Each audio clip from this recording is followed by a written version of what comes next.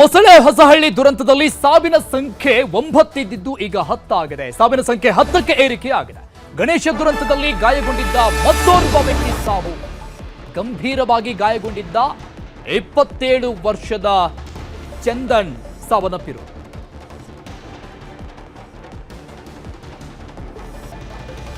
ವರ್ಷದ ಚಂದನ್ ಸಾವನ್ನಪ್ಪಿರೋದು 9 ಇತ್ತು ಇಲ್ಲಿವರೆಗೂ ಕೂಡ. ಈತನು ಕೂಡ ಚಂದನ್ ಬಹಳಷ್ಟು ಗಂಭೀರವಾಗಿ ಗಾಯಗೊಂಡು ಆಸ್ಪತ್ರೆಯಲ್ಲಿ ಚಿಕಿತ್ಸೆನ ಪಡಿತಾ ಇದ್ದ. ಐಸಿಯುನಲ್ಲಿ ಚಿಕಿತ್ಸೆ ಪಡಿತಾ ಇದ್ದಂತ ಚಂದನ್ ಸಾವನ್ನಪ್ಪಿದ. ಹಾಸನದ ಶಿವಯ್ಯನ ಕೊಪ್ಪಲು ಗ್ರಾಮದ ಯುವಕ ಚಂದನ್ ಟ್ರಕ್ ಹತ್ತಿದ್ರಿಂದ ತೀವ್ರವಾಗಿ ರಕ್ತಸ್ರಾವಾಗಿತ್ತು, ಕರುಳು ಡ್ಯಾಮೇಜ್ ಆಗಿತ್ತು. ಐಸಿಯುನಲ್ಲಿ ನಿರಂತರವಾಗಿ ಟ್ರೀಟ್ಮೆಂಟ್ ನೀಡಲಾಗ್ತಾ ಇತ್ತು. ಬಟ್ ವಿಧಿ ಕೈ ಕೊಟ್ಟಿದೆ, ಅಲ್ಲಿ ಕೂಡ ಉಳಿಸ್ಕೊಳ್ಳೋಕೆ ಆಗಿಲ್ಲ. ಹಾಸನದ ಶಿವಯ್ಯನ ಕೊಪ್ಪಲು ಗ್ರಾಮದ ಯುವಕ ಚಂದನ್ 9 ಜನ ಸ್ಪಾಟ್ ಔಟ್ ಆಗಿತ್ತು. ಓರ್ವ ಐಸಿಯುನಲ್ಲಿ ಟ್ರೀಟ್ಮೆಂಟ್ ಅನ್ನು ತೆಗೆದುಕೊಳ್ತಾ ಇದ್ದಂಥ ವ್ಯಕ್ತಿ ಚಂದನ್ ಇದೇ ಆಕ್ಸಿಡೆಂಟ್ ನಲ್ಲಿ ಬಹಳಷ್ಟು ಗಂಭೀರವಾಗಿ ಗಾಯಗೊಂಡಿದ್ದ. ನೋಡಿ, ಕರುಳೇ ಡ್ಯಾಮೇಜ್ ಆಗಿತ್ತು. ಇಡೀ ಟ್ರಕ್ ಈತನ ಮೇಲೂ ಕೂಡ ಹತ್ತಿ ಇಳಿದಿತ್ತು. ಐಸಿಯುನಲ್ಲಿ ಬಹಳಷ್ಟು ಕ್ರಿಟಿಕಲ್ ಕಂಡೀಷನ್ ನಲ್ಲಿ ಟ್ರೀಟ್ಮೆಂಟ್ ತೆಗೆದುಕೊಳ್ತಾ ಇದ್ದಂತಹ ಚಂದನ್ ಸಾವನ್ನಪ್ಪಿದ್ದಾರೆ. ಬದುಕುಳಿಯೋದೇ ಡೌಟ್ ಅನ್ನುವಂತಹ ರೀತಿಯಲ್ಲಿತ್ತು. ಅಡ್ಮಿಟ್ ಮಾಡಿದಂತಹ ಸಂದರ್ಭದಲ್ಲೂ ಕೂಡ. ಸೊ ಈಗ ಗಣೇಶ ದುರಂತದಲ್ಲಿ, ಗಣೇಶ ವಿಸರ್ಜನೆ ಮೆರವಣಿಗೆಯ ದುರಂತದಲ್ಲಿ ನಡೆದಂತಹ ಡೆಡ್ಲಿ ಆಕ್ಸಿಡೆಂಟ್ನಲ್ಲಿ 10 ಜನ ಸಾವನ್ನಪ್ಪಿದ್ದಾರೆ. 9 ಸಾವುಗಳಾಗಿದ್ದಂಥ ವರದಿ ಇಲ್ಲಿವರೆಗಿತ್ತು. ಈಗ ಸಾವಿನ ಸಂಖ್ಯೆ 10ಕ್ಕೆ ಏರಿಕೆ ಆಗಿದೆ. ಮೊಸಳೆ ಹೊಸಹಳ್ಳಿ ದುರಂತದಲ್ಲಿ ಸಾವಿನ ಸಂಖ್ಯೆ 10 ಫೋಟೋದಲ್ಲಿ ತೋರಿಸ್ತಾ ಇದ್ವಿ. ಮತ್ತೊಂದು ಕಡೆ ಆ ಡೆಡ್ಲಿ ಆಕ್ಸಿಡೆಂಟ್ನ ದೃಶ್ಯ ಇದು. ಆಕ್ಸಿಡೆಂಟ್ ಈ ಫುಟೇಜ್ ನೋಡ್ತಾ ಇದ್ರೆ, ದೃಶ್ಯವನ್ನ ನೋಡ್ತಾ ಇದ್ರೆ ಮೈ ನಡುಗತ್ತೆ, ಇದೆ ಝಲ್ ಅನ್ನತ್ತೆ. ಊಹೆಗೂ ಮೀರಿದಂತಹ ಆಕ್ಸಿಡೆಂಟ್. 1000-2000 ಜನ ಸೇರಿರ್ತಾರೆ ರಸ್ತೆ ಮಾರ್ಗ ಮಧ್ಯದಲ್ಲಿ ಮೆರವಣಿಗೆಯ ಸಂದರ್ಭದಲ್ಲಿ. ದೈತ್ಯಾಕಾರದ ಟ್ರಕ್ ಈ ರೀತಿಯಾಗಿ ಆ ಸ್ಪೀಡ್ನಲ್ಲಿ ಹರಿದ್ರೆ ಏನಾಗಬೇಡ. ಈ ದುರಂತದಲ್ಲಿ ಸಾವನ್ನಪ್ಪಿರುವಂತಹ ಮತ್ತೋರ್ವ ವ್ಯಕ್ತಿ ಫೋಟೋ.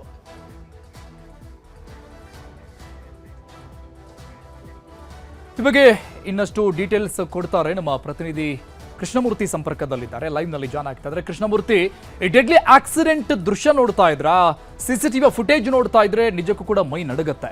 ಈ ಆಕ್ಸಿಡೆಂಟ್ ನಲ್ಲಿ ಯಾರಾದ್ರೂ ಬದುಕುಳಿದ್ರೆ ಅದು ಒಂದ್ ರೀತಿ ಪವಾಡ ಅಂತ ಹೇಳ್ಬಹುದು, ಮರು ಜೀವ ಅಂತ ಹೇಳ್ಬಹುದು. ಬಟ್ ಈ ಚಂದನಂತ ವ್ಯಕ್ತಿ ಜೀವನದಲ್ಲಿ ಅದು ಸುಳ್ಳಾಗಿದೆ. ಈಗ ಉಳಿದಂತಹ ಬಹಳಷ್ಟು ಕ್ರಿಟಿಕಲ್ ಆಗಿರುವಂತಹ ಸ್ಥಿತಿಯಲ್ಲಿ ಎಷ್ಟು ಜನ ಇದ್ದಾರೆ, ಏನ್ ಡೀಟೇಲ್ಸ್ ಇದೆ? ಅರುಣ್, ನಿನ್ನೆ ರಾತ್ರಿ 7:40 ಸಂದರ್ಭಕ್ಕೆ ಒಂದು ಘೋರ ಘಟನೆ ಹಾಸನದ ಇತಿಹಾಸದಲ್ಲಿ ಕಪ್ಪು ಚುಕ್ಕಿಯಾಗಿ ಉಳಿಯುವಂಥ ಘಟನೆ ನಡೆದು ಹೋಗಿತ್ತು.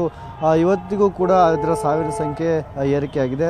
ನಿನ್ನೆ ರಾತ್ರಿವರೆಗೂ ಕೂಡ 9 ಜನರ ಸಾವಾಗಿತ್ತು. ಇವತ್ತು ಮತ್ತೊಬ್ಬ ಚಂದನ್ ಎಂಬಂಥ ಯುವಕ, 25 ವರ್ಷದ ಯುವಕ ಸಾವಾಗೋದ್ರ ಮುಖಾಂತರವಾಗಿ 10ಕ್ಕೆ ಅದರ ಸಂಖ್ಯೆ ಏರಿಕೆಯಾಗಿದೆ. ನಿನ್ನೆ ಆ ಭೀಕರವಾದಂತಹ ಘಟನೆಯನ್ನು ನಾವು ದೃಶ್ಯಾವಳಿಗಳಲ್ಲಿ ಕೂಡ ಕಂಡಿದ್ವಿ. ಏನು ಟ್ರಕ್ ಒಂದು ಹೊಳೆನರಸೀಪುರ ಕಡೆಗೆ ಹಾಸನದಿಂದ ಹೋಗ್ತಾ ಇತ್ತು. ಈ ಟ್ರಕ್ನ ಚಾಲಕನ ಅಜಾಗರೂಕತೆಯಿಂದಾಗಿ ಅಲ್ಲಿ ಮೆರವಣಿಗೆಯಲ್ಲಿ ಭಾಗಿಯಾಗಿದ್ದಂತಹ ಸುಮಾರು ಸಾವಿರಾರು ಯುವಕರು ಮೆರವಣಿಗೆಯಲ್ಲಿ ಭಾಗಿಯಾಗಿದ್ದರು. ಆ ಯುವಕರ ಮೇಲೆ ಲಾರಿ ಹರಿದ ಪರಿಣಾಮವಾಗಿ ಸ್ಥಳದಲ್ಲೇ 4 ದುರ್ಮರಣವನ್ನು ಒಪ್ಪಿದ್ರು. ಮತ್ತು 5 ಹಾಸನದಲ್ಲಿ ನಿನ್ನೆ ರಾತ್ರಿ ಆಸ್ಪತ್ರೆಗೆ ಚಿಕಿತ್ಸೆಗೆ ಎಂದು ಕರ್ಕೊಂಡು ಬಂದಾಗ ಹಾಸನದ ಹಿಮ್ಸ್ ಆಸ್ಪತ್ರೆಯಲ್ಲಿ ಅವರು ಸಾವನ್ನಪ್ಪಿದ್ರು. ಆದರೆ ಇವತ್ತು ಮತ್ತೊಬ್ಬ, ಅಂದರೆ ಹಾಸನ ತಾಲೂಕಿನ ಶಿವಯ್ಯನ ಕೊಪ್ಪಲು ಎಂಬಂತಹ ಗ್ರಾಮದ ಚಂದನ್ ಎಂಬಂಥ ಮೊಸಳೆ ಹೊಸಳ್ಳಿಯಲ್ಲಿ ನಿನ್ನೆ ಗಣಪತಿ ವಿಸರ್ಜನೆ ಮಾಡಲಿಕ್ಕೆ ಹೋದಂಥ ಸಂದರ್ಭದಲ್ಲಿ DJ ನೃತ್ಯಕ್ಕೆ ಭಾಗಿಯಾಗಿರ್ತಾನೆ. ಈ ನೃತ್ಯದ ಸಂದರ್ಭದಲ್ಲಿ ನೃತ್ಯ ಮಾಡ್ತಿದ್ದ ಸಂದರ್ಭದಲ್ಲಿ ಏಕಾಏಕಿಯಾಗಿ ಆ ದೃಶ್ಯಗಳಲ್ಲಿ ನೋಡಿದಂತಹ ಟ್ರಕ್ ಡಿಕ್ಕಿ ಹೊಡೆದಂಥ ಪರಿಣಾಮವಾಗಿ ಆತನ ತಲೆಗೆ ತೀವ್ರವಾದಂತಹ ಪೆಟ್ಟು ಬಿದ್ದಿರುತ್ತೆ. ವೈದ್ಯರು ಕೂಡ ಆತ ಬದುಕೋದು ಡೌಟ್ ಎಂಬಂತಹ ಮಾಹಿತಿಯನ್ನು ನಿನ್ನೆ ಅಧಿಕಾರಿಗಳು ಕೂಡ ಕೊಟ್ಟಿದ್ದರು. ಆದರೆ ಇವತ್ತಿಗೂ ಕೂಡ ಆತನ ಡೆತ್ತನ್ನು ಕನ್ಫರ್ಮ್ ಮಾಡಿರಲಿಲ್ಲ. ಇವತ್ತು ಸಂಜೆ ವೇಳೆಗೆ ಆತ ಸಾವನ್ನಪ್ಪಿರ್ತಕ್ಕಂಥ ವಿಚಾರವನ್ನು ಅಧಿಕೃತವಾಗಿ ದೃಢೀಕರಿಸಿದ್ದಾರೆ. ಹಾಸನ ಹಿಮ್ಸ್ನಲ್ಲಿ ಚಿಕಿತ್ಸೆಯನ್ನು ಕೂಡ ಅವನಿಗೆ ICUನಲ್ಲಿ ಚಿಕಿತ್ಸೆಯನ್ನು ಕೊಡಲಾಗಿತ್ತು. ಬ್ರೈನ್ ಡೆಡ್ ಆಗಿದ್ದರಿಂದಾಗಿ ಆತ ಈಗ ಮೃತವನ್ನು ಹೊಂದಿದ್ದಾನೆ ಎಂಬಂಥ ಮಾಹಿತಿಯನ್ನು ಹಿಮ್ಸ್ನ ವೈದ್ಯರು ಈಗ ಕೊಡ್ತಿರ್ತಕ್ಕಂಥದ್ದು. ಇವತ್ತು ಏನು ಮೃತವನ್ನು ಹೊಂದಿದ್ದಂತಹ 9 ಜನರ ಅಂತ್ಯಕ್ರಿಯೆಗೂ ಕೂಡ ಅವರ ಮನೆಗಳಲ್ಲಿ ನಡೀತು. ಆದರೆ ಎಲ್ಲ ಮನೆಗಳಲ್ಲೂ ಕೂಡ ನೀರವ ಮೌನ ಮತ್ತು ಎಲ್ಲ ಗ್ರಾಮಗಳಲ್ಲೂ ಕೂಡ ಸ್ಮಶಾನ ಮೌನ ಇದ್ದಿದ್ದನ್ನು ನಾವು ಕೂಡ ಕಾಣ್ತಿದ್ವಿ. ಸುಮಾರು 15ರಿಂದ ಸುಮಾರು 25 ವರ್ಷದ ಯುವಕರೇ ಹೆಚ್ಚಾಗಿ ಇದ್ದಿದ್ದರಿಂದಾಗಿ ಮನೆಯವರ ಆಕ್ರಂದನ ಕೂಡ ಮುಗಿಲು ಮುಟ್ಟಿತ್ತು. ತಮ್ಮ ಮನೆಗೆ ಆಧಾರ ಸ್ತಂಭವಾಗಿ ಇದ್ದಂತಹ ಯುವಕರನ್ನ ಕಳೆದುಕೊಂಡು ಮುಂದಿನ ಜೀವನಕ್ಕೆ ಅವರೇ ಜೀವನೋಪಾಯವಾಗಿ ನಮ್ಮನ್ನು ಸಾಕ್ತಾರೆ ಎಂಬ ನಂಬಿಕೆನ ಇಟ್ಕೊಂಡಂತಹ ಪೋಷಕರು ತಮ್ಮ ಮನೆಯ ಮಕ್ಕಳನ್ನ ಕೂಡ ಕಳೆದುಕೊಂಡು ಇವತ್ತು 15ಕ್ಕಿಂತ ಹೆಚ್ಚಿನ ಗಾಯಾಳುಗಳನ್ನ ಗಂಭೀರವಾಗಿ ಗಾಯಗೊಂಡಂತರನ್ನ ಆಸ್ಪತ್ರೆಗೆ ಅಡ್ಮಿಟ್ ಮಾಡಲಾಗಿದೆ. ಅವರ ಸಿಚುವೇಶನ್ ಹೇಗಿದೆ? ಅದರಲ್ಲಿ ಎಷ್ಟು ಜನ ತುಂಬಾ ಕ್ರಿಟಿಕಲ್ ಆಗಿದ್ದಾರೆ ಅನ್ನೋ ಮಾಹಿತಿ ಇದೆ? ಅರುಣ್, ಈಗ ಹಾಸನದ ಹಿಮ್ಸ್ನಲ್ಲೇ 15ಕ್ಕೂ ಹೆಚ್ಚು ಗಾಯಾಳುಗಳನ್ನು ಚಿಕಿತ್ಸೆ ಕೊಡಲಾಗ್ತಿದೆ. ಅದರಲ್ಲಿ 2 ರಿಂದ 3 ಜನಕ್ಕೆ ತೀವ್ರ ನಿಗಾದ ಘಟಕದಲ್ಲಿ ಇಟ್ಟು ಅವರಿಗೆ ಚಿಕಿತ್ಸೆನ ಕೊಡಲಾಗಿದೆ. ಅವರ ಸ್ಥಿತಿ ಚಿಂತಾಜನಕ ಆಗಿದೆ ಎಂಬಂಥ ಮಾಹಿತಿಯನ್ನು ಈಗ ಸರ್ಕಾರಿ ಅಧಿಕಾರಿಗಳು, ಹಾಸನದ ಹಿಮ್ಸ್ ಅಧಿಕಾರಿಗಳು ನೀಡ್ತಾ ಇದ್ದಾರೆ. ಅದಲ್ಲದೆ ಖಾಸಗಿ ಆಸ್ಪತ್ರೆಯಲ್ಲೂ ಕೂಡ 8 ರಿಂದ 9 ಗಾಯಾಳುಗಳನ್ನು ಚಿಕಿತ್ಸೆ ಮಾಡಲಾಗ್ತಿದೆ. ಹಾಸನದಲ್ಲಿರ್ತಕ್ಕಂಥ ಬೇರೆ ಬೇರೆ ಖಾಸಗಿ ಆಸ್ಪತ್ರೆಗಳಿಗೆ ಚಿಕಿತ್ಸೆಯನ್ನು ಮುಂದುವರಿಸಿದ್ದಾರೆ. ಅವರ ಪೋಷಕರ ಒಪ್ಪಿಗೆ ಮೇರೆಗೆ ಹಾಸನದ ಹಿಮ್ಸ್ನಿಂದ ಅವರನ್ನು ಖಾಸಗಿ ಆಸ್ಪತ್ರೆಗೆ ರವಾನೆ ಮಾಡಿದೆ. ಒಟ್ಟು 25ಕ್ಕೂ ಹೆಚ್ಚು ಜನರು ಗಾಯಾಳುಗಳಾಗಿದ್ದು ಆ ಗಾಯಾಳುಗಳಿಗೆ ಈಗ ಚಿಕಿತ್ಸೆ ನೀಡಿದೆ. ಅದರಲ್ಲಿ ಸುಮಾರು 18 ರಿಂದ 19 ಜನ ಪ್ರಾಣಕ್ಕೆ ಯಾವುದೇ ರೀತಿಯಾದಂಥ ತೊಂದರೆ ಇಲ್ಲ. ಆದರೆ ಯುವಕರೇನು ಮೊಸಳೆ ಹೊಸಳಿರ್ತಕ್ಕಂಥ ಸರ್ಕಾರಿ ಇಂಜಿನಿಯರಿಂಗ್ ಕಾಲೇಜ್ ಆಗಿರ್ಬೋದು ಮತ್ತು ಪಾಲಿಟೆಕ್ನಿಕ್ ಕಾಲೇಜ್ ಆಗಿರ್ಬೋದು ಮತ್ತು ಹಾಸನಕ್ಕೆ ಬಂದು ವಿದ್ಯಾಭ್ಯಾಸ ಮಾಡ್ತಿರ್ತಕ್ಕಂಥ ಪ್ರಥಮ PUC ಓದ್ತಿದ್ದಂಥ ವಿದ್ಯಾರ್ಥಿಗಳಾಗಿರ್ಬೋದು, ಇವರೆಲ್ಲರೂ ಕೂಡ ಅಲ್ಲಿ ಏನು ಮೆರವಣಿಗೆಯಲ್ಲಿ ಭಾಗಿಯಾಗಿದ್ದರು. ಆ ಮೆರವಣಿಗೆಯಲ್ಲಿ ಭಾಗಿಯಾಗಿದ್ದಂಥ ಯುವಕರಿಗೆ ಗಾಯಗಳು ಹೆಚ್ಚಾಗಿರೋದ್ರಿಂದ ಅವರ ಕೆಲವರಿಗೆ ಮೇಜರ್ ಆಗಿ ಅಂದರೆ ಕಾಲುಗಳೇ ಕಟ್ಟಾಗಿರ್ತಕ್ಕಂಥದ್ದು ನಾವೀಗ ಗಮನಿಸಿದ್ದೀವಿ. ಕೆಲವರಿಗೆ ಕೈ ಶಾಶ್ವತವಾಗಿ ಅಂಗಾಂಗ ವೈಫಲ್ಯ ಆಗೋದಂಥದ್ದು ಕೂಡ ನಾವು ಗಮನಿಸಿದ್ದೀವಿ. ಆದರೆ ಯುವ ವಯಸ್ಸಿನದಾಗಿರ್ತಕ್ಕಂಥ ಯುವಕರು ಈ ರೀತಿಯಾದಂತಹ ಪರಿಸ್ಥಿತಿಯನ್ನು ಅನುಭವಿಸುವಂತಹ ಘೋರ ಘಟನೆ ಹಾಸನದಲ್ಲಿ ನಡೆದಿದ್ದು ನಿಜಕ್ಕೂ ದುರಂತ ಅಂತಾನೆ ಹೇಳ್ಬೋದು. ಅರುಣ್, ಥ್ಯಾಂಕ್ ಯು ಕೃಷ್ಣಮೂರ್ತಿ ಡೀಟೇಲ್ಸ್ಗೆ. ಮೊಸಳೆ ಹೊಸಹಳ್ಳಿಯಲ್ಲಿ ಗಣೇಶ ಮೆರವಣಿಗೆ ದುರಂತದ ಹಿನ್ನೆಲೆಯಲ್ಲಿ ರಾಜ್ಯ ಸರ್ಕಾರದಿಂದ ಪರಿಹಾರ ಘೋಷಣೆ ಆಗಿದೆ. 5 ಲಕ್ಷ ರೂಪಾಯಿ ರಾಜ್ಯ ಸರ್ಕಾರದಿಂದ ಘೋಷಣೆ ಆಗಿರೋದು. ಇದರ ಜೊತೆಗೆ ಕೇಂದ್ರದಿಂದಲೂ ಕೂಡ 2 ಲಕ್ಷ ಪರಿಹಾರವನ್ನ ಘೋಷಿಸಲಾಗಿದೆ. ಆದರೆ ಈಗ ಪರಿಹಾರ ಹೆಚ್ಚಳ ಮಾಡಬೇಕು ಅಂತ ಮಾಜಿ ಪ್ರಧಾನಿ ಆಗ್ರಹವನ್ನ ವ್ಯಕ್ತಪಡಿಸಿದ್ದಾರೆ. 10 ಲಕ್ಷ ರೂಪಾಯಿ ಪರಿಹಾರವನ್ನ ಕೊಡಬೇಕು ಅಟ್ಲೀಸ್ಟ್ ಅಂತ ಸರ್ಕಾರಕ್ಕೆ ಒತ್ತಾಯ ಕೇಳಿ ಬರ್ತಾ ಇದೆ. HDD ಅವರು ಭೇಟಿ ಕೊಟ್ಟ ನಂತರದಲ್ಲಿ, ಗಾಯಾಳುಗಳ ವಿಚಾರಣೆ ನಂತರದಲ್ಲಿ ಈ ಬಗ್ಗೆ ಮಾತನಾಡಿದ್ರು. 10 ಲಕ್ಷ ಕೊಡಬೇಕು ಅಂತ ಹೇಳಿ ಜಿಲ್ಲಾ ಉಸ್ತುವಾರಿ ಸಚಿವ ಕೃಷ್ಣ ಬೈರೇಗೌಡ ಸ್ಥಳ ಪರಿಶೀಲನೆ ಮಾಡಿದ್ರು. ಅಧಿಕಾರಿಗಳು ಸ್ಥಳೀಯರಿಂದ ಮಾಹಿತಿಯನ್ನ ಪಡೆದುಕೊಂಡಿದ್ದಾರೆ. ಸಚಿವರು ಮೃತರ ಕುಟುಂಬಸ್ಥರಿಗೆ ಸಾಂತ್ವನ ಹೇಳಿದ್ದಾರೆ. ಎಲ್ಲ ನಾಯಕರು, ವಿಪಕ್ಷದವರು ಬಂದಿದ್ರು ಮತ್ತು ಸರ್ಕಾರದಿಂದಲೂ ಕೂಡ ಸಚಿವರು ಬಂದಿದ್ರು. ಜಿಲ್ಲಾ ಉಸ್ತುವಾರಿ ಸಚಿವ ಆಗಿರುವಂತಹ ಕೃಷ್ಣ ಬೈರೇಗೌಡರು ಕೂಡ ಸ್ಥಳಕ್ಕೆ ಬಂದು ಪರಿಶೀಲನೆ ಮಾಡಿ ಏನಾಗಿದೆ, ಯಾರ್ಯಾರ ಸ್ಥಿತಿ ಹೇಗಿದೆ ಅಂತ ಅಧಿಕಾರಿಗಳು ಮತ್ತು ಸ್ಥಳೀಯರಿಂದ ಒಂದಿಷ್ಟು ಮಾಹಿತಿಗಳನ್ನು ಪಡೆದುಕೊಂಡು ಹೋಗಿದ್ದಾರೆ. ಈ ಡೆಡ್ಲಿ ಆಕ್ಸಿಡೆಂಟ್ ದುರಂತದ ವಿಚಾರಕ್ಕೆ ಸಂಬಂಧಪಟ್ಟಂಗೆ ರಾಜಕೀಯ ನಾಯಕರು ಏನು ಹೇಳಿದ್ರು? ಏನು ಪರಿಹಾರ ಕೊಟ್ಟಿದ್ದಾರೆ, ಅನೌನ್ಸ್ ಮಾಡಿದ್ದಾರೆ, ಅದನ್ನು 10 ಲಕ್ಷ ಸಾಧ್ಯವಾದರೆ ಮಾಡಿ ಅಂತ ನಾನು ವಿನಂತಿ ಮಾಡ್ತೇನೆ ಸಿದ್ದರಾಮಯ್ಯನವರಿಗೆ. ಗಣೇಶನ ಹಬ್ಬದಲ್ಲಿ ಈ ಥರ ದುರ್ಘಟನೆ ಆಗಿರ್ತಕ್ಕಂಥದ್ದು ಅದು ಭಾಳ ನೋವಿನ ಸಂಗತಿ. ಮೃತರಾಗಿದ್ದಾರೆ ಎಲ್ಲರೂ, ಪಾಪ ಎಲ್ಲ ಹಳ್ಳಿಯ ಜನ, ಅದರಲ್ಲೂ ವಿದ್ಯಾರ್ಥಿಗಳು ಎಲ್ಲ ಇದ್ದಾರೆ. ಅದರಲ್ಲಿ ಒಂಥರ ಭಾಳ ನೋವು ಥರ ಅಂಥದ್ದು. ಗಣೇಶನ ಹಬ್ಬದಲ್ಲಿ ಈ ಥರ ಘಟನೆ ಆಗಿದೆ ಅಂತೇಳಿ ನನಗೂ ಭಾಳ ನೋವಾಗಿದೆ. ನಾನು ಕೂಡ ಮಾತಾಡ್ತೀನಿ, 10 ಲಕ್ಷ ರೂಪಾಯಿ ಪರಿಹಾರ ಕೊಟ್ಟರೆ ಏನು ಡಿಮ್ಯಾಂಡ್ ಏನೂ ಅಲ್ಲ. ಈ ಸಂದರ್ಭದಲ್ಲಿ, ಆ ನೋವಿನ ಸಂದರ್ಭದಲ್ಲಿ ಬಡವರು ಇದ್ದಾರೆ, ಹಳ್ಳಿ ಜನ, ಅದಕ್ಕೋಸ್ಕರ ಹಳ್ಳಿ ಜನ ಇದ್ದಾರೆ. 10 ಲಕ್ಷ ರೂಪಾಯಿ ಪರಿಹಾರ ಕೊಟ್ಟರೆ ಒಳ್ಳೇದಂತ ನಾನು ಸಲಹೆಯನ್ನು ಕೊಡ್ತೀನಿ. ನಾನು ಇವತ್ತು ಈ ಘಟನೆಗೆ ಆಮೇಲೆ ನಾವು ಮಾತಾಡೋಣ. ಘಟನೆ ಯಾರು ತಪ್ಪು ಮಾಡಿ ಈ ಕುಟುಂಬನ ನೆಮ್ಮದಿ ಮಾಡಬೇಕಾದ್ರೆ ಮುಖ್ಯಮಂತ್ರಿಗಳಿಗೆ ನಾನು ಮನವಿ ಮಾಡೋದಿಷ್ಟೇ, ಕನಿಷ್ಠ 20 ಲಕ್ಷ ರೂಪಾಯಿ ಪರಿಹಾರ ಕೊಡಿ. ನಾನು ರಾತ್ರಿ ಒಂದು 15-20 ಕೊಡಿ ಅಂತ ಹೇಳಿದ್ದೆ. ಇದು ನೋಡಿದ ಮೇಲೆ ಕಣ್ಣಿಂದ ನಮ್ಮಂತ ಯಾರಿಗೂ ಬೇಡ ಈ ಜೀವನ, ಇಂಥ ಶಿಕ್ಷೆ ಕೊಡೋ ದೇವರು. ಇವತ್ತು ಕನಿಷ್ಠ 20 ಲಕ್ಷ ಕೊಡಿ. ಎಲ್ಲೆಲ್ಲೋ ತಿಂದು ತೇಗ್ತಾವ್ರೆ. 5 ಲಕ್ಷ ಕೊಟ್ಟರೆ ಏನು ಮಾಡ್ತಾರೆ? ನಾವು ಹೇಳಿದ ಮೇಲೆ 5 ಲಕ್ಷ ಕೊಟ್ಟವ್ರೆ. 20 ಲಕ್ಷ ಕೊಡಬೇಕು ಅಂತ ನಾನು ಜಿಲ್ಲಾ ಉಸ್ತುವಾರಿ ಸಚಿವರಿಗೂ ಹೇಳ್ತೀನಿ, ಮತ್ತು ಮುಖ್ಯಮಂತ್ರಿಗಳ ಗಮನಕ್ಕೂ ತರ್ತೀನಿ. ನಾನು ಎಲ್ಲ ಕೃಷ್ಣ ಬೈರೇಗೌಡನಿಗೆ ಬೆಳಿಗ್ಗೆ ಹೋಗಿ ಅವನ್ನೆಲ್ಲ ಭೇಟಿ ಮಾಡಿ ಪರಿಹಾರ ಘೋಷಣೆ ಮಾಡುವಂತ ಹೇಳಿದ್ದೇನೆ. ಸರ್ಕಾರ ಆಕ್ಸಿಡೆಂಟ್ ಆದವರಿಗೆ 5 ಲಕ್ಷಗಳನ್ನ ಕೊಡ್ತೀವಿ, ಗೊತ್ತಾಯ್ತಾ? ಸತ್ತದವರಿಗೆ, ಆಕಸ್ಮಿಕವಾಗಿ ಸತ್ತದವರಿಗೆ 2 ಲಕ್ಷ ಕೊಡ್ತೀವಿ. ಇವ್ರಿಗೂ ಕೂಡ 5 ಲಕ್ಷ ರೂಪಾಯಿ ಅನೌನ್ಸ್ ಮಾಡಿ. ಎಲ್ಲ ಆರ್ಥಿಕವಾಗಿ ಹಿಂದುಳಿದವ್ರೆ ಅಂತಲೇ ಕೊಡೋದು ಪರಿಹಾರನ. ಈಗ ಒಬ್ರು ಕೊಡಕ್ ಬರಲ್ಲ, ಇದು ನಾಟ್ ಎ ಕ್ವಶನ್ ಆಫ್ ಒಬ್ಬರಿಗೆ ಕೊಡೋದು ಇನ್ನೊಬ್ಬರಿಗೆ ಕೊಡದೇ ಇರಬೇಕಂಗ. ಇದು ಎಲ್ಲ ರಾಜಕೀಯ ನಾಯಕರು ಮಾತನಾಡಿರುವುದನ್ನ ಕೇಳಿಸಿಕೊಂಡು ಸಿಎಂ ಸಿದ್ದರಾಮಯ್ಯನವರು ಸೇರಿದಂಗೆ ಎಲ್ಲ ನಾಯಕರು ಆಗಿರುವಂತಹ ದುರ್ಘಟನೆಯನ್ನ ಖಂಡಿಸಿದ್ದಾರೆ. ಅಂದ್ರೆ ಅದಕ್ಕೆ ಸಂತಾಪವನ್ನ ವ್ಯಕ್ತಪಡಿಸಿದ್ದಾರೆ. ಆದ್ರೆ ಇದನ್ನು ಹೊರತುಪಡಿಸಿದಂಗೆ ಈ ಒಂದು ದುರ್ಘಟನೆಯ ನಂತರದಲ್ಲಿ ಒಂದಿಷ್ಟು ರಾಜಕೀಯ ಬೆಳವಣಿಗೆಗಳಾಗ್ತಾ ಇದೆ ಪರಿಹಾರದ ವಿಚಾರದಲ್ಲಿ. ಹೇಗೆ ಅನ್ನೋದನ್ನ ನೋಡ್ತಾ ಹೋಗೋಣ. ಗಣೇಶ ದುರಂತ ನಡೀತಾ ಇದ್ದ ಹಾಗೆ ಪರಿಹಾರ ಘೋಷಣೆ ಮಾಡಿತು ರಾಜ್ಯ ಸರ್ಕಾರ. ವಿಚಾರ ಗೊತ್ತಾಗ್ತಾ ಇದ್ದಂಗೆ ನಾನು ಕೃಷ್ಣ ಬೈರೇಗೌಡ ಅವರಿಗೆ ತಿಳಿಸಿದೆ. ಅಂದ್ರೆ ಜಿಲ್ಲಾ ಉಸ್ತುವಾರಿ ಸಚಿವರು ಅವರಿಗೆ ಮಾಹಿತಿಯನ್ನು ಕೊಟ್ಟೆ. ಅವ್ರು ಹೋಗಿ ಅಲ್ಲಿ ಏನೇನು ಬೇಕು ಎಲ್ಲ ಕ್ರಮಗಳನ್ನು ತೆಗೆದುಕೊಳ್ಳೋದಕ್ಕೆ ಸೂಚನೆ ಕೊಟ್ಟೆ ಅಂತ ಸಿಎಂ ಹೇಳಿರೋದನ್ನ ಕೇಳಿಸ್ಕೊಂಡ್ರೆ, ಸಾಮಾನ್ಯವಾಗಿ ಈ ರೀತಿಯ ಘಟನೆ ನಡೆದಾಗ ಸ್ಪಂದನೆ ಕೊಡಬೇಕಾಗುತ್ತೆ. ಸರ್ಕಾರದ ನಮ್ಮ ನಾಳುವಂತಹ ನಾಯಕರ ಅದು ಕರ್ತವ್ಯ ಆಗಿರುತ್ತೆ. ಆ ರೀತಿಯಾಗಿ ಸರ್ಕಾರ ತೀರ್ಮಾನವನ್ನು ತೆಗೆದುಕೊಳ್ತು. ನಿನ್ನೆ ರಾತ್ರಿಗೆ ಪರಿಹಾರ ಮತ್ತು ಚಿಕಿತ್ಸೆಗೆ ಏನ್ ಬೇಕೋ ಆ ಎಲ್ಲ ಬಗ್ಗೆ ಸಿಎಂ ಮಾಹಿತಿಯನ್ನ ಪಡೆದುಕೊಂಡಿದ್ದಾರೆ. ಜೊತೆಗೆ ಅಧಿಕಾರಿಗಳು ಸೇರಿದಂಗೆ ಜಿಲ್ಲಾ ಉಸ್ತುವಾರಿ ಸಚಿವರುಗಳು ಕೂಡ ಮಾಹಿತಿಯನ್ನ ಸಿಎಂ ಸಿದ್ದರಾಮಯ್ಯವರು ಕೊಟ್ಟರು. ಇದೀಗ ಪರಿಹಾರ ಹೆಚ್ಚಳ ಆಗಬೇಕು ಅಂತ ವಿಪಕ್ಷಗಳು ಆಗ್ರಹವನ್ನ ವ್ಯಕ್ತಪಡಿಸ್ತಾ ಇದೆ. ಒಂದ್ ಕಡೆ ಜೆಡಿಎಸ್ ಮತ್ತೊಂದ್ ಕಡೆ ಬಿಜೆಪಿ ನಾಯಕರು ಮಾತನಾಡಿರೋದನ್ನ ಕೇಳಿಸ್ಕೊಂಡ್ವಿ. ಇಷ್ಟು ಕೊಟ್ರೆ ಸಾಲೋದಿಲ್ಲ, 5 ಲಕ್ಷ ರಾಜ್ಯ ಸರ್ಕಾರದಿಂದ ಪರಿಹಾರವನ್ನ ಘೋಷಣೆ ಮಾಡಲಾಗಿದೆ. ಆದ್ರೆ ಆ ಸ್ಥಳದಲ್ಲಿ ಆಗಿರುವಂತಹ ದುರ್ಘಟನೆಯನ್ನ ನೋಡಿದಾಗ, ಆ ಸಾವನ್ನಪ್ಪಿರುವಂತವರ ಹಿನ್ನೆಲೆಯನ್ನ ಕೇಳಿದಾಗ ಇದ್ಯಾವುದೂ ಕೂಡ ಸಾಲೋದಿಲ್ಲ.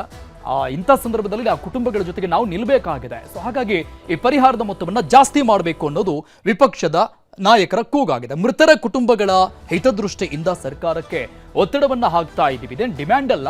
ಇಂಥ ಸಂದರ್ಭದಲ್ಲಿ ಆ ಬಡ ಕುಟುಂಬಗಳ ಜೊತೆಗೆ ನಾವು ನೀವೆಲ್ಲರೂ ಕೂಡ ನಿಂತ್ಕೊಳ್ಬೇಕಾಗಿದೆ. ಸರ್ಕಾರಕ್ಕೆ ನಮ್ಮ ಕಿವಿ ಮಾತು ಅನ್ನುವಂಥ ರೀತಿಯಲ್ಲಿ ಸರ್ಕಾರಕ್ಕೆ ಸಲಹೆಗಳನ್ನ ವಿಪಕ್ಷದವರು ಕೊಡ್ತಾ ಇದ್ದಾರೆ. ಸೊ ಈ ರೀತಿಯಾಗಿ ಪರಿಹಾರ ಪಾಲಿಟಿಕ್ಸ್ ನಡೀತಾ ಇದೆ. ಇನ್ನು ಪರಿಹಾರವನ್ನ ಯಾವ ಕಾರಣಕ್ಕಾಗಿ ಜಾಸ್ತಿ ಮಾಡಬೇಕು ಅನ್ನೋದಕ್ಕೂ ಕೂಡ ಒಂದಿಷ್ಟು ಪಾಯಿಂಟ್ಸ್ಗಳು ಸಿಗ್ತಾ ಇದೆ.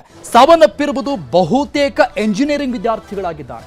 ಹಾಸ್ಟೆಲ್ನಲ್ಲಿದ್ದು ಓದ್ತಾ ಇದ್ದಂತಹ ಬಿಇ ವ್ಯಾಸಂಗ ಮಾಡ್ತಾ ಇದ್ದಂತಹ ವಿದ್ಯಾರ್ಥಿಗಳೆಲ್ಲರೂ ಕೂಡ ಹಳ್ಳಿಗಳಿಂದ ಬಂದು ಸರ್ಕಾರಿ ಕಾಲೇಜಿನಲ್ಲಿ ಬಿಇ ಶಿಕ್ಷಣ ಪಡಿತಾ ಇದ್ರು. ಸರ್ಕಾರಿ ಕಾಲೇಜಿನ ಸ್ಟೂಡೆಂಟ್ಸ್ ಆಗಿದ್ರು. ಹಾಸ್ಟೆಲ್ನಲ್ಲಿ ಇದ್ದು ಓದ್ತಾ ಇದ್ದಂತಹ ವಿದ್ಯಾರ್ಥಿಗಳು, ಮನೆಗೆ ಆಸರಿ ಆಗಬೇಕಾಗಿದ್ದಂತಹ ವಿದ್ಯಾರ್ಥಿಗಳು. ಈ ದುರ್ಘಟನೆಯಲ್ಲಿ ಮಕ್ಕಳನ್ನ ಕಳೆದುಕೊಂಡವರ ಸ್ಥಿತಿ ಕೂಡ ಚೆನ್ನಾಗಿಲ್ಲ. ಬಹಳಷ್ಟು ತೀರಾ ಕಡು ಬಡತನದಲ್ಲಿ ಇದ್ದಂತಹ ಪೋಷಕರು ತಮ್ಮ ಮಕ್ಕಳಿಗೆ ಅಂಥ ಸ್ಥಿತಿಯಲ್ಲೂ ಕೂಡ ಒಂದು ಉತ್ತಮ ಶಿಕ್ಷಣವನ್ನು ಕೊಡಿಸುವಂಥ ಕೆಲಸ ಮಾಡ್ತಾ ಇದ್ರು. ಈಗ ಇದ್ದೊಬ್ಬೊಬ್ಬ ಮಕ್ಕಳನ್ನು ಕಳೆದುಕೊಂಡು ಅವರ ಸ್ಥಿತಿ ಹೇಳ್ತಿರೋದಾಗ್ಬಿಟ್ಟಿದೆ. ಸಿಂಗಲ್ ಚೈಲ್ಡ್ ಪೇರೆಂಟ್ಸ್ಗಳೇ ಸಿಕ್ಕಾಪಟ್ಟೆ ಜನ ಇದ್ದಾರೆ. ಅಂದರೆ ಒಬ್ಬನೇ ಮಗ ಇರುವಂಥವರ ಪೋಷಕರೇನಿದ್ದಾರೆ ಅಂಥವರೂ ಕೂಡ ಸುಮಾರು ಜನ ಇದ್ದಾರೆ.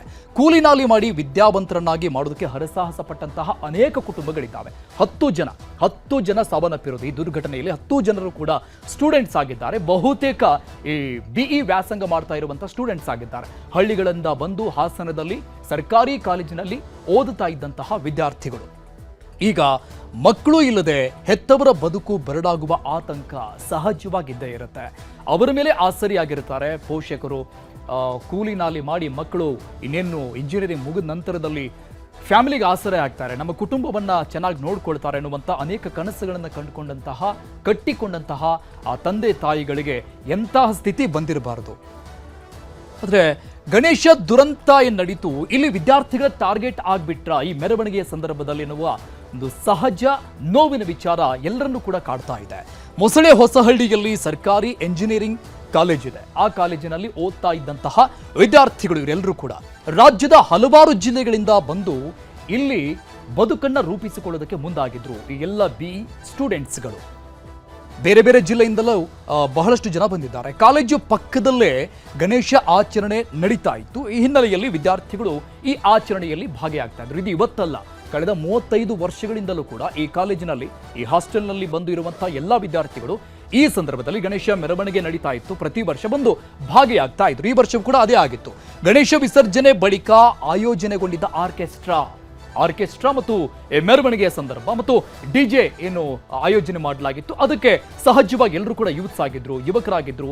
ಆ ಒಂದು ಹುಮ್ಮಸ್ಸಿರುತ್ತೆ, ಅಲ್ಲಿ ಹೋಗಿ ನಾವು ಪಾಲ್ಗೊಳ್ಳಬೇಕು, ನೋಡಬೇಕು ಅಂತ. ಡಿಜೆ ಸೌಂಡ್ಗೆ ಹೆಜ್ಜೆ ಹಾಕುವಾಗ ಈ ಘನಘೋರ ದುರಂತ ಎಲ್ಲರಿಗೂ ಬಂದು ಅಪ್ಪಳಿಸಿದೆ. ಸೊ ಹಾಗಾದ್ರೆ ಈ ಖುಷಿಯ ಸಂದರ್ಭದಲ್ಲಿ ಆ ಡೆಡ್ಲಿ ಆಕ್ಸಿಡೆಂಟ್ ಆಗಿದ್ದಾದ್ರೂ ಹೇಗೆ, ಅಪಘಾತ ನಡೆದಿದ್ದು ಹೇಗೆ ಅನ್ನುವ ಡೀಟೇಲ್ಸ್ ಕೊಡ್ತಾ ಹೋಗ್ತೀವಿ. ಟ್ರಕ್ ಚಾಲಕ ಯಾರು? ಭುವನೇಶ್ ಆತನ ಹೆಸರು. ನೋಡಿ, ಈತ ಕುಡಿದು ಚಾಲನೆ ಮಾಡ್ತಾ ಇದ್ದ ಆ ಟ್ರಕ್ ಅನ್ನ, ಚಿಕ್ಕ ಪುಟ್ಟ ಟ್ರಕ್ ಅಲ್ಲ, ಅದು ದೊಡ್ಡ ಟ್ರಕ್, ಕುಡಿದು ಚಾಲನೆ ಮಾಡ್ತಾ ಇದ್ದ. ಮೊಸಳೆ ಹೊಸಹಳ್ಳಿ ಗ್ರಾಮಕ್ಕೆ ಬರುವ ಮುನ್ನಾನೇ ಆಕ್ಸಿಡೆಂಟ್ ಆಗಿತ್ತು. ಈ ಡೆಡ್ಲಿ ಆಕ್ಸಿಡೆಂಟ್ ದೃಶ್ಯ ನಿಮಗೆ ತೋರಿಸ್ತಾ ಇದ್ವಿ. ಇದಕ್ಕೂ ಮೊದಲಿಗೆನೆ ಆತ ಒಂದು ಆಟೋಗೆ ಗುದ್ದಿದ್ದ.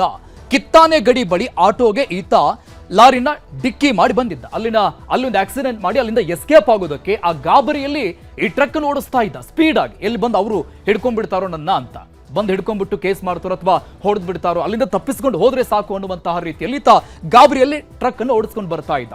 ಈ ಆಟೋ ಗುದ್ದಿದ ನಂತರದಲ್ಲಿ ಆಟೋದವರಿಂದ ತಪ್ಪಿಸಿಕೊಳ್ಳೋದಕ್ಕೆ ಅತಿ ವೇಗವಾಗಿ ಚಾಲನೆ ಮಾಡ್ತಾ ಇದ್ದ. ಬಹಳಷ್ಟು ಸ್ಪೀಡ್ ಆಗಿ ಅಲ್ಲಿಂದ ಎಸ್ಕೇಪ್ ಆಗೋದಕ್ಕೆ ಮುಂದಾಗಿದ್ದ. ಗಾಬರಿಯಲ್ಲಿ ಚಾಲನೆ ಮಾಡ್ತಾ ಇದ್ದಂತಹ ಭುವನೇಶ್ ಮತ್ತೆ ಬೈಕ್ಗೆ ಡಿಕ್ಕಿ ಹೊಡಿಸ್ತಾನೆ. ಈ ಮೆರವಣಿಗೆ ನಡೀತಾ ಇತ್ತು. 2-ವೇ ಲೈನ್ ಇದೆ ಅಲ್ಲಿ, ಒಂದು ಕಡೆ ಹೋಗೋ ಗಾಡಿ ಮತ್ತೊಂದು ಕಡೆ ಬರೋ ಗಾಡಿ. ಬಟ್ ಮೆರವಣಿಗೆ ಇದೆ ಅನ್ನೋ ಕಾರಣಕ್ಕಾಗಿ ಒಂದು ಲೈನ್ ಅನ್ನ ಪೊಲೀಸರು ಮುನ್ನೆಚ್ಚರಿಕೆ ಕ್ರಮಗಳನ್ನು ತೆಗೆದುಕೊಂಡು ಬ್ಯಾರಿಕೇಡ್ ಹಾಕಿ 1-ವೇದಲ್ಲೇ ಎರಡೂ ಕಡೆ ಗಾಡಿಗಳನ್ನು ಓಡೋದಕ್ಕೆ ಬಿಟ್ಟಿದ್ರು. ಒಂದು ರೋಡನ್ನ ಸಂಪೂರ್ಣವಾಗಿ ಮೆರವಣಿಗೆಗಾಗಿ ಕೊಟ್ಟಿದ್ರು. ಅಲ್ಲಿ ಬೈಕ್ಗೆ ಡಿಕ್ಕಿ ಹೊಡಿಸ್ತಾನೆ. ಮತ್ತೆ ಬೈಕ್ಗೆ ಡಿಕ್ಕಿ ಹೊಡಿತಾ ಇದ್ದ ಹಾಗೆ ಬಲಕ್ಕೆ ಆ ಲಾರಿ ಸ್ಟೇರಿಂಗ್ ಅನ್ನ ತಿರುಗಿಸ್ತಾನೆ ಜೋರಾಗಿ, ಅದೇ ಸ್ಪೀಡ್ನಲ್ಲಿ.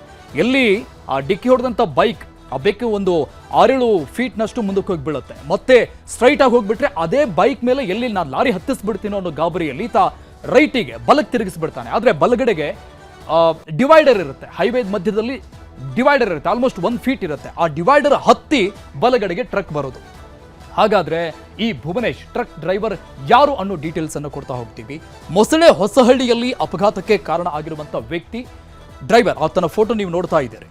ಟ್ರಕ್ ಚಾಲನೆ ಮಾಡ್ತಾ ಇದ್ದಂತ ವ್ಯಕ್ತಿ ಹೆಸರು ಭುವನೇಶ್, ಚಾಲಕನ ಹೆಸರು ಭುವನೇಶ್. ಕಂಠಪೂರ್ತಿ ಕುಡಿದು ಚಾಲನೆ ಮಾಡ್ತಾ ಇದ್ದ ಬಗ್ಗೆ ಸಂಶಯ ವ್ಯಕ್ತವಾಗಿದೆ. ನೋಡಿ, ಬೆಳಗ್ಗೆ ರಾತ್ರಿ ಆಗಿರುವಂತಹ ಘಟನೆ ಏನಿದೆ, ಇತ್ತ ಕಂಠಪೂರ್ತಿ ಕುಡಿದು ಲಾರಿ ಓಡಿಸ್ತಾ ಇದ್ದನ್ನುವಂತ ಅನುಮಾನ ವ್ಯಕ್ತವಾಗಿದೆ. ಈಗ ವಿಧಿವಿಜ್ಞಾನ ವರದಿ ಬಂದ ಬಳಿಕ ಈ ಬಗ್ಗೆ ಅಧಿಕೃತವಾದಂಥ ಮಾಹಿತಿ ಬರುತ್ತೆ. ಈತನನ್ನ ಎಲ್ಲ ರೀತಿಯಲ್ಲೂ ಕೂಡ ಚೆಕ್ ಅನ್ನ ಮಾಡಲಾಗಿದೆ. ಜನರಿಂದ ಹಲ್ಲೆ ಬಳಿಕ ಗಾಯಗೊಂಡು ಈತನು ಕೂಡ ಈಗ ಆಸ್ಪತ್ರೆಯಲ್ಲಿ ಟ್ರೀಟ್ಮೆಂಟ್ ಪಡಿತಾ ಇದ್ದಾನೆ. ಈ ಆಕ್ಸಿಡೆಂಟ್ ಆಗ್ತಾ ಇದ್ದಂಗೆನೆ ಆ ಗುಂಪಲ್ಲಿರುವಂತಹ ಜನರೆಲ್ಲರೂ ಕೂಡ ಸಾರ್ವಜನಿಕರು ಈತನನ್ನ ಹಿಡಿದು ಸರಿಯಾಗಿ ಹೊಡಿತಾರೆ, ಥಳಿಸ್ತಾರೆ. ಸೊ ಈತನು ಕೂಡ ಈಗ ಟ್ರೀಟ್ಮೆಂಟ್ ಪಡಿತಾ ಇದ್ದಾನೆ. ಹಾಸನದಿಂದ ಈತನ ಹುಟ್ಟೂರಾಗಿರುವಂತಹ ಕಟ್ಟೆ ಬೆಳಗುಳಿಗೆ ಈ ಟ್ರಕ್ ಅನ್ನ ತೆಗೆದುಕೊಂಡು ಈತ ಹೋಗ್ತಾ ಇದ್ದ. ಹಾಸನದಿಂದ ಹೋಗ್ತಾ ಇದ್ದಂಥ ಸಂದರ್ಭದಲ್ಲಿ ಮೊದಲಿಗೆನೆ ಒಂದು ಆಟೋಗೆ ಡಿಕ್ಕಿ ಆಗುತ್ತೆ. ಆಟೋದಿಂದ ತಪ್ಪಿಸಿಕೊಳ್ಳೋದಕ್ಕೆ ಹೋಗಿ ಅಲ್ಲಿಂದ ಬೈಕಿಗೆ ಡಿಕ್ಕಿ ಆಗುತ್ತೆ. ಬೈಕಿಂದ ಈ ರೀತಿಯಾಗಿ ಮೆರವಣಿಗೆಯ ನಿರತರಾಗಿದ್ದಂಥ ಎಲ್ಲರ ಮೇಲೆ, ಸಾರ್ವಜನಿಕರ ಮೇಲೆ ಟ್ರಕ್ ಅನ್ನು ಹರಿಸಿರುವಂಥದ್ದು.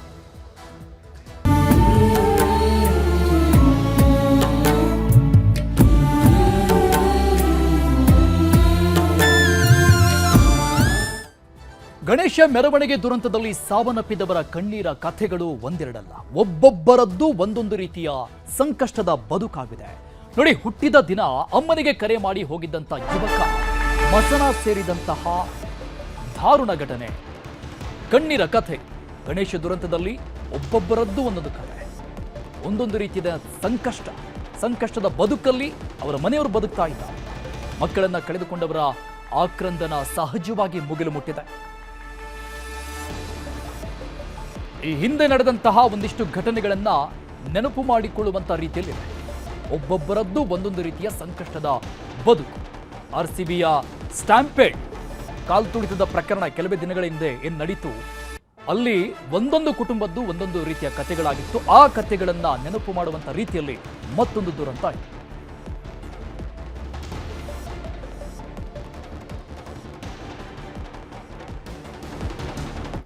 ಈ ದುರಂತಕ್ಕೆ ಬಲಿಯಾಗಿರುವಂಥದ್ದು 10 ಜನ. ಯಾರ್ಯಾರು, ಅವರ ಹೆಸರುಗಳೇನು, ಅವರ ಫೋಟೋಗಳನ್ನು ಕೂಡ ಎಲ್ಲ ಡೀಟೇಲ್ಸ್ ಅನ್ನ ತೋರಿಸ್ತಾ ಹೋಗ್ತೀವಿ.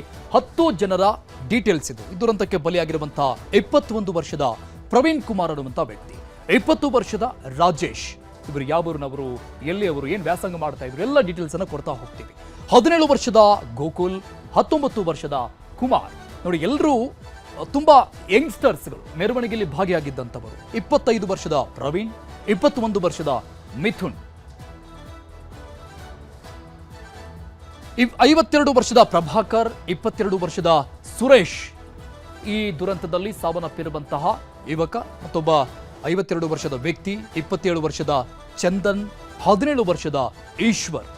ಇವರೆಲ್ಲರ ಫೋಟೋಸ್ ಇದು. ಯಾರ್ಯಾರು ಈ ಒಂದು ಟ್ರಕ್ ಆಕ್ಸಿಡೆಂಟ್ ನಲ್ಲಿ ದುರಂತದಲ್ಲಿ ಸಾವನ್ನಪ್ಪಿದ್ದಾರೆ ಎನ್ನುವಂತ ಫೋಟೋಸ್. 27 ವರ್ಷದ ಚಂದನ್ ಮತ್ತು 17 ವರ್ಷದ ಈಶ್ವರ್.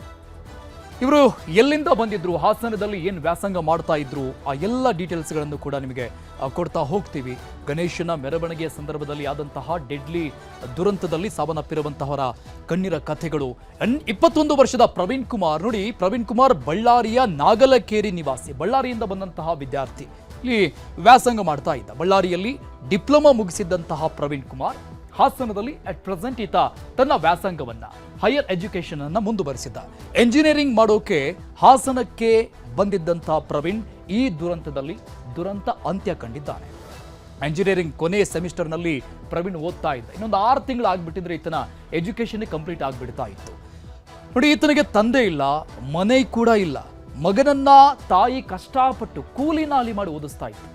ಅಂತ ಸಿಚುವೇಶನ್ ಅಲ್ಲಿ, ಸ್ಥಿತಿಯಲ್ಲಿ, ಕೌಟುಂಬಿಕದ ಸ್ಥಿತಿಯಲ್ಲೂ ಕೂಡ ಮಗನನ್ನ ವ್ಯಾಸಂಗ ಮಾಡಿಸ್ತಾ ಇದ್ದಂಥ ತಾಯಿ, ಕಿತ್ತು ತಿನ್ನೋ ಬಡತನದಲ್ಲೂ ಕೂಡ ಮಗನಿಗೆ ಇಷ್ಟು ದೊಡ್ಡ ಮಟ್ಟದ ಶಿಕ್ಷಣವನ್ನ ಆ ತಾಯಿ ಕೊಡಿಸ್ತಾ ಇತ್ತು. ಆ ಮಗ ಮಾತ್ರ ಆ ತಾಯಿಗೆ ಆಸರೆಯಾಗಿದೆ ಇಡೀ ಕುಟುಂಬಕ್ಕೆ. ಕುಟುಂಬ ಅಂದ್ರೆ ತಾಯಿ ಮತ್ತು ಮಗ ಇಬ್ರೆ, ತಂದೆ ಇಲ್ಲ, ಮನೆ ಕೂಡ ಇಲ್ಲಿರೋದಕ್ಕೆ. ಇನ್ನು ಮತ್ತೊಬ್ಬರ ಕತೆ ತೋರಿಸ್ತೀವಿ. 22 ವರ್ಷದ ಸುರೇಶ್ ಅನ್ನುವಂತಹ ಯುವಕ ಚಿಕ್ಕಮಗಳೂರು ಜಿಲ್ಲೆ ಮೂಡಿಗೆರೆಯ ಮಾಣಿನಹಳ್ಳಿಯ ನಿವಾಸಿ ಇದ್ದ. ಚಿಕ್ಕಮಗಳೂರಿಂದ ಹಾಸನ ಜಿಲ್ಲೆಗೆ ಬಂದಿದ್ದ. ಇವರು ಕೂಡ ಇಂಜಿನಿಯರಿಂಗ್ ಕಾಲೇಜಿನಲ್ಲಿ ಓದೋದಕ್ಕೆ ಬಂದಿದ್ದಂಥ ಸ್ಟೂಡೆಂಟ್ ಆಗಿದ್ದು. ಗಾರೆ ಕೆಲಸ ಮಾಡಿಕೊಂಡು ಸುರೇಶ್ನನ್ನ ಇಡೀ ಕುಟುಂಬ ಓದಿಸ್ತಾ ಇತ್ತು. ಗಾರೆ ಕೆಲಸ ಮಾಡ್ಕೊಂಡಿದ್ರು ಅಂದ್ರೆ ಆವತ್ತಿನ ದುಡಿಮೆಯ ಮೇಲೇನೆ ಇಡೀ ಕುಟುಂಬ ನಿರ್ವಹಣೆ ಮಾಡುವಂತಹ ಸ್ಥಿತಿ ಇರುತ್ತೆ. ಅಂಥದ್ರಲ್ಲೂ ಕೂಡ ವ್ಯಾಸಂಗ ಮಾಡಿಸ್ತಾ ಇದ್ರು. ಅಣ್ಣನ ಭವಿಷ್ಯಕ್ಕಾಗಿ ತನ್ನ ಓದನ್ನ ಬಿಟ್ಟು ಈತನ ತಮ್ಮ ಈತರ ಅಣ್ಣನನ್ನ ಓದಿಸ್ತಾ ಇದ್ದಂಥ ಕಥೆ ನೋಡಿ. ಅಣ್ಣನಿಗೆ ಒಳ್ಳೆ ಎಜುಕೇಶನ್ ಸಿಗುತ್ತೆ ಅಂತ ಸುರೇಶ್ನನ್ನ ಕಳೆದುಕೊಂಡು ಈಗ ಇಡೀ ಕುಟುಂಬ ದಿಕ್ಕು ಕಾಣದಂತ ಸ್ಥಿತಿಯಲ್ಲಿದೆ. ಇವ್ರ ತಮ್ಮ ಸುರೇಶ್ನ ತಮ್ಮ ತನ್ನ ಲೈಫನ್ನೇ ಸ್ಯಾಕ್ರಿಫೈಸ್ ಮಾಡಿ ಅಣ್ಣನಿಗೆ ಒಳ್ಳೆ ಎಜುಕೇಶನ್ ಸಿಗುತ್ತೆ ಅಂತ ಕೆಲಸ ಮಾಡಿ ಓದಿಸ್ತಾ ಇದ್ರು. ಇಡೀ ಕುಟುಂಬ ಕಂಗಾಲಾಗಿದೆ ಸಹಜವಾಗಿ. 23 ವರ್ಷದ ಮಿಥುನ್ ಮತ್ತೊಬ್ಬ ಯುವಕ, ಚಿತ್ರದುರ್ಗ ಜಿಲ್ಲೆ ಹೊಸದುರ್ಗದ ಗವಿ ರಂಗನಾಥಪುರದ ವಿದ್ಯಾರ್ಥಿ. ಈ ಮಿಥುನ್ 23 ವರ್ಷ. ನೋಡಿ, ಬರ್ತ್ಡೇ ದಿನ ಸಾವಿನ ಮನೆ ಸೇರಿರುವಂತಹ ಮಿಥುನ್. ನೆನ್ನೆನೇ ಈತನ ಬರ್ತ್ಡೇ ಇತ್ತು. ತಾಯಿಗೆ ಫೋನ್ ಮಾಡಿ ನಾನು ಬರ್ತ್ಡೇ ಬಗ್ಗೆ ಮಾತನಾಡಿದ್ರು ಅಂತ ಕಾಣಿಸುತ್ತೆ. ಒಬ್ಬನೇ ಮಗನನ್ನ ಕಳೆದುಕೊಂಡು ಹೆತ್ತವರ ಆಕ್ರಂದನ ಸಹಜವಾಗಿ ಮುಗಿಲು ಮುಟ್ಟಿದೆ. ಯಾರಿಗೂ ಕೂಡ ಹೇಳೋಕೆ ಸಾಧ್ಯ ಇಲ್ಲ, ಅದನ್ನ ಅನುಭವಿಸೋದಕ್ಕೂ ಕೂಡ ಸಾಧ್ಯ ಇಲ್ಲ. ಹಾಸನದ ಸರ್ಕಾರಿ ಎಂಜಿನಿಯರಿಂಗ್ ಕಾಲೇಜಿನ ವಿದ್ಯಾರ್ಥಿ, ಇವರು ಕೂಡ ಎಂಜಿನಿಯರಿಂಗ್ ಓದ್ತಾ ಇದ್ದಂಥ ವಿದ್ಯಾರ್ಥಿ. ಕೇಕ್ ಕಟ್ ಮಾಡಿ ಗಣೇಶ ಮೆರವಣಿಗೆಗೆ ಮಿಥುನ್ ಬಂದಿದ್ದು.